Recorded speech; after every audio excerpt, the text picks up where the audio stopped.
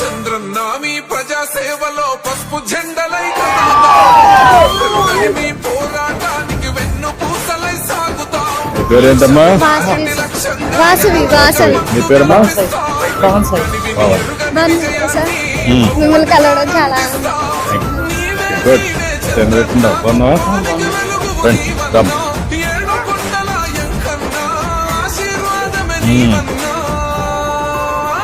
నువ్వు టీసీఎస్ లో పని చేస్తున్నావు కదా? ట్రైనింగ్ కింద పని చేస్తున్నావు. ఏమా ఎంసీఏ చేస్తున్నా? ఎంసీఏ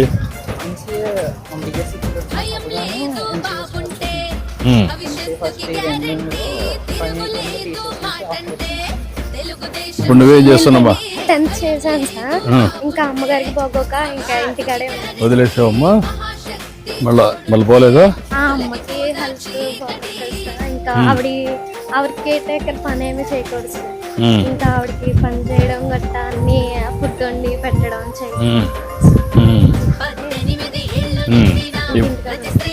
ఎన్ని రోజులైంది మనం నిలిపేసి చదువు నిలిపేసి? 10th క్లాసు 4 years 2020లో చేశాను. 2020లో చేస్తాను. తర్వాత నువ్వు ఇంట్లో నుంచే చదువుకోవచ్చు కదమ్మా? ఇంటర్మీడియట్ అట్లా అంటే ప్రయత్నం చేయాలి కదా. కష్టాలు వచ్చాయని వదిలిపెట్టేయకూడదు కదా. నీ భవిష్యత్తు కూడా ఉంటాయి కదా.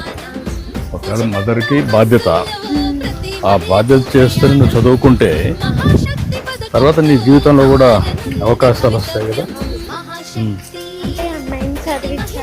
కొంచెం ఇప్పుడు జాబ్ చేస్తున్నాను కదా, ఆ సేవింగ్స్ లో కొంచెం నన్ను కూడా చదివిద్దామని ఇంటికి ప్రైవేట్ గా అంటే నువ్వు బయట పోయి చదువుకుంటావా లేకుంటే ఇంటి? అదే అమ్మా. నమస్కారం. నమస్తే అమ్మా. రామ్మా. భవిష్యత్తుకు గ్యారంటీ, ఇది బాబు గ్యారంటీ.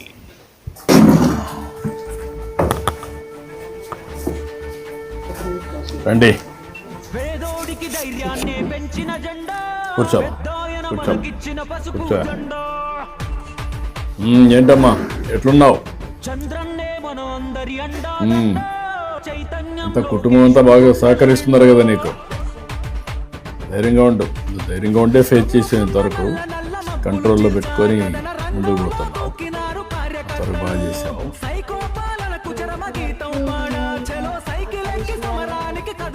అదేమ్మా.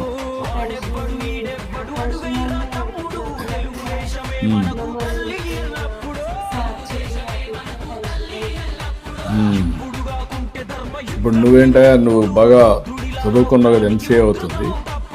తర్వాత ఏంటి, ఎట్లా నీ ఉద్యోగం?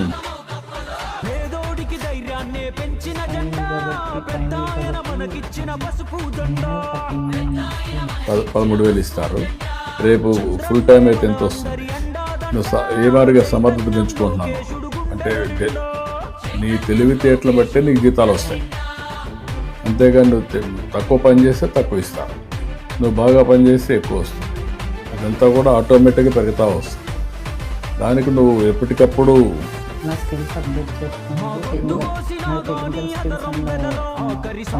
స్కిల్ అప్గ్రేడేషన్ చేసుకోకపోతే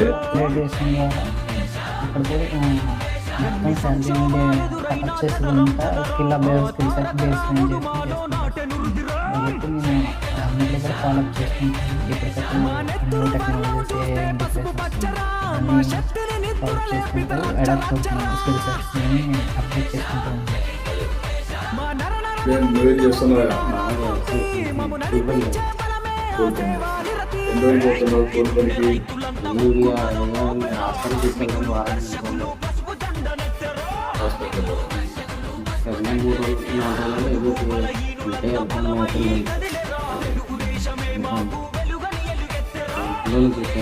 ఎప్పుడు ఇది చేసావు నువ్వు? అప్పుడు ఎప్పుడు ఇచ్చారు?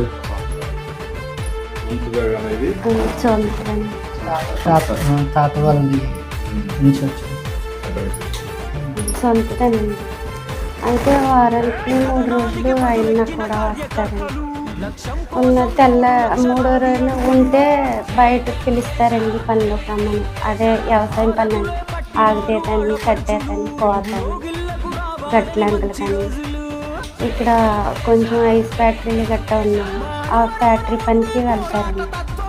ఉన్న రోజున వెళ్తారండి, లేని రోజున ఇప్పుడు నీకు ఇంక వచ్చిన తర్వాత నువ్వు అన్ని జాగ్రత్తలు తీసుకున్నావమ్మా? బిగినింగ్లో అన్నీ తీసుకున్నానండి. అది ఒకసారి డాక్టర్ వాళ్ళు చెప్పింది ఏంటంటే మామూలుగా షుగర్ ఉన్నా బీపీ ఉన్నా అక్కడి నుంచి పెరుగుతుంది. నాకు బీపీ వల్ల పెరిగిందని అన్నారండి. బీపీ ఎక్కువ అయిపోయింది వల్ల వచ్చేసింది. దానిలోనే ఎక్కువ వచ్చింది. అంటే ఇన్ఫెక్షన్ వచ్చినా కూడా కళ్ళలోకి గట్ట వెళ్ళలేదండి. ఇప్పుడు వెళ్ళేదాకా ఇప్పుడు కాదండి, ట్రైనింగ్ బిగినింగ్లో అంటే ఫ్యామిలీ అప్పుడు కొంచెం ఇప్పుడు ఇంకా చిన్నపిల్లలు మా ఎడ్యుకేషన్ కోసం ఇద్దరు వెళ్ళాము. ఆవిడకి ట్రావెల్స్ వేసుకుని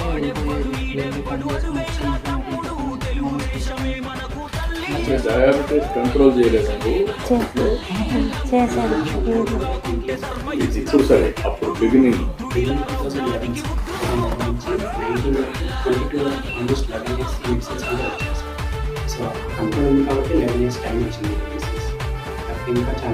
అంటే ఫుడ్ హ్యాబిట్స్ మార్చుకుంటే మారేది కదా. నువ్వు ఇప్పుడు బిగినింగ్ లో అంతా నువ్వు రైసే తిన్నావు కదమ్మా, రైసే తిన్నావు, అదే కదా ప్రాబ్లం. డయాలసిస్ ఆపేవాళ్ళం ఓసారి కంట్రోల్ కూడా అయ్యింది. డయాబెటీస్ ఇది గేట్వే ఫర్ ఆల్ డిసీజెస్. ఒకసారి డయాబెటీస్ కానీ ఇదైతే కంట్రోల్లో లేకపోతే ఇంకన్నీ డిసీజెస్ వచ్చేస్తాయి. అక్కడి నుంచి మల్టీ ఆర్గన్స్ ఇది ప్రాబ్లం.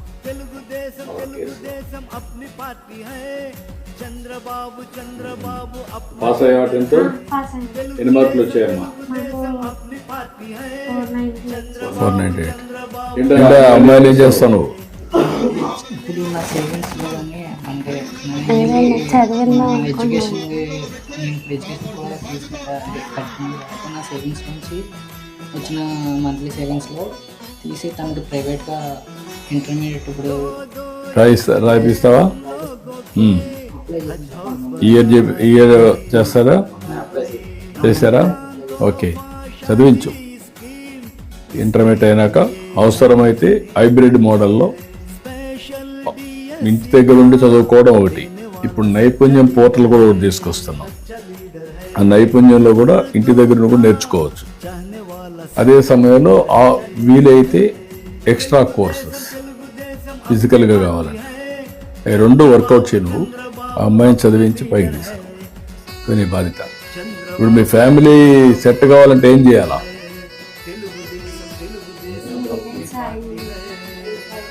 కదమ్మా, ఏం చేస్తే అంటే మనకు రాష్ట్రం అంతా ఉంటుంది, బట్ మీరు ఇబ్బందుల్లో ఉన్నారు, అందుకనే మీకు 10,000 అట్లా కూడా పెట్టాను, పెన్షన్లు ఇవన్నీ. అదే అందరికీ అంత మునిపంతా కూడా వచ్చేది కదా, నేను కూడా మార్చి ఇబ్బందులను బట్టి చేశాం. ఇప్పుడు కొత్తగా కూడా ప్రాజెక్ట్ సంజీవని ఒక ప్రాజెక్ట్ తీసుకొస్తాం. అందులో మీ ఇలాంటి వాళ్ళందరినీ పెట్టి ప్రివెంటివ్ కింద ఏం తింటే కంట్రోల్లో ఉంటుంది, మెడిసిన్స్ ఏ విధంగా తీసుకోవాలి, టైం టు టైం ఎట్లా టెస్టులు చేయాలి, అవన్నీ కూడా పెడుతున్నాం. అది వస్తే ఇంకా కొంచెం కంట్రోల్కి వస్తుంది అందరికీ, మీకు ఒకరికి కాకుండా రాష్ట్రంలో ఉండే వాళ్ళందరికీ. నీలాంటి వాళ్ళు ఒక 6-7% ఉంటారు ఎక్కువ, అంటే డిసీజెస్ వచ్చి కొంచెం కిడ్నీ కానీ, లేకపోతే షుగర్ కానీ, డయాబెటీస్ కానీ, నర్వ్ ప్రాబ్లం కానీ, హార్ట్ ప్రాబ్లం కానీ, క్యాన్సర్ కానీ ఇలాంటి వచ్చేవాళ్ళు ఉంటారు. వాళ్ళందరినీ ఏ విధంగా చేయాలి, డిసీజ్ రాకుండా ఉండాలంటే, తగ్గించుకోవాలంటే మన తినే తిండి పైన మన ఆలోచన, మన వాతావరణం ఇవన్నీ ఉంటాయి కూడా ఆలోచిస్తున్నాను. కాబట్టి ఇప్పుడు మీ కుటుంబం బాగుపడాలంటే ఏం చేయాలి?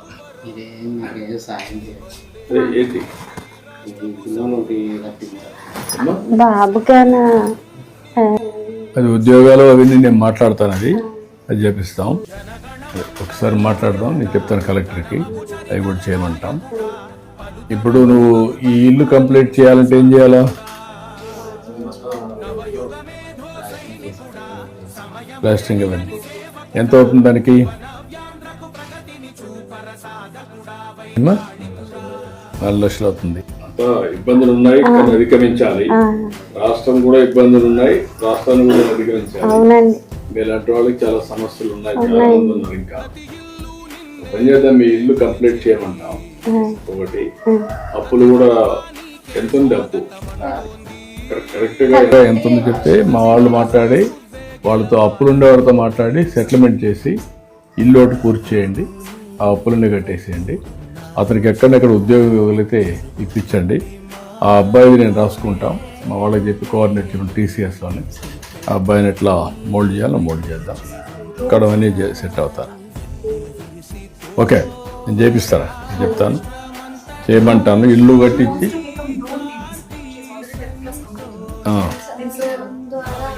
ఓకే, నువ్వు పని చేయమైతే చదువుకుంటూనే నీ డ్రోన్ పెట్టిస్తారు, దాంతో నువ్వు అదనంగా 10 రూపాయలు సంపాదించుకునే పరిస్థితి వస్తుంది. నువ్వు ఆ పని చేయి, తర్వాత మీ నాన్నగారు చూస్తారు.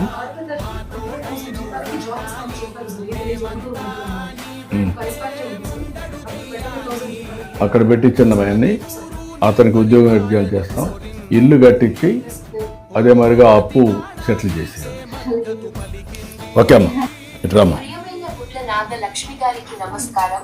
మీరు మీ ఆర్థిక అవసరాల కొరకు ఎవరిపైనా ఆధారపడకుండా గౌరవప్రదంగా జీవించడానికి గౌరవనీయులైన మన ముఖ్యమంత్రి శ్రీ నారా చంద్రబాబు నాయుడు గారు మన ఆంధ్రప్రదేశ్ ప్రభుత్వం ప్రతిష్టాత్మక పథకమైన ఎన్టీఆర్ భరోసా పెన్షన్ను ప్రతి నెల మొదటి రోజున మీ సచివాలయ సిబ్బంది ద్వారా మీకు మీ ఇంటి వద్దనే 10,000 పంపిణీ చేయుటకు ఏర్పాటు చేశారు. ఓకే, ఏంటమ్మా కరుణ గారు? షివరింగ్ వస్తున్నారండి, మనం ఫేషియల్ ఇస్తున్నాం సార్. ఓకే, ఇప్పుడు ఎప్పటికప్పుడు ఈ మెసేజ్, స్ట్రక్చర్డ్ మెసేజ్ అందరికి ఎవరికి ఉంటే వాళ్ళకి ఆ మెసేజ్ ఎవరికి కదా, మనం 63 లక్షల మందికి ఇస్తే 63 లక్షల మందికి వెళ్ళాం. స్ట్రక్చర్డ్ మెసేజ్ అదే కూడా వినిపిస్తారు అంతే కదా. బయోమెట్రిక్ ఫేషియల్ రికగ్నిషన్ పెడుతున్నారు. కూర్చోమ్మా, నువ్వు కూర్చో.